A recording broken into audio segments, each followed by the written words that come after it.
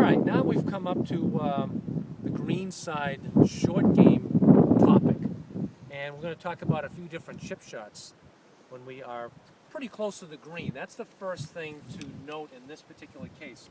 I brought 3 clubs with me. We're going to hit 3 different shots. But in this particular case, I'm pretty close to the pin. The pin is probably only 20 feet away. So the message that we're trying to get across is, when you're fairly close to the green, choose the amount of loft that will help the ball deaden or not roll as much once it lands. So in this particular case, I'm going to use the loft, the greatest amount of loft, which is in this case, a 56-degree sand wedge. You might use a lob wedge at 60 or even something more. But because it's such a short shot, we just want to make sure that the ball has a very soft landing to it and will not roll very much.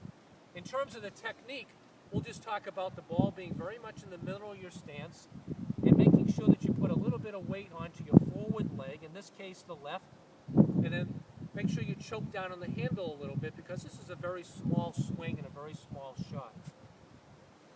When you go to hit your shot, really you want to make sure that you try to keep the handle of the club to the flag side of the ball.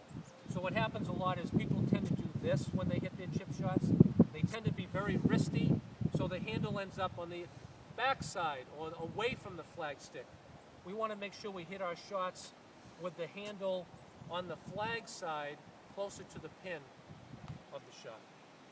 So we'll give this a shot here, give this a little try. And that ball's rolling quite a bit. It's still quite fast. So now when we move back, we're going to go back here and use a gap wedge. I have about 30 or 35 feet of green width again, and then we're just going to do a very small shot. A little bit better. Oh, I could 2-putt from there. And then last but not least, we'll come back here. We have quite a bit of green to work with, and now you have more options. You might use a pitching wedge or a 9-iron or an 8-iron, something that will let the ball run a little bit more. But in all 3 cases, we really want to make sure that we choke down to the bottom of the handle, put a little bit of weight onto your forward leg. Your feet can be close together too, because it's not a big swing. And make sure the handle of the club stays on that side of the ball when you strike it. The ball will have a nice roll to it after you hit it.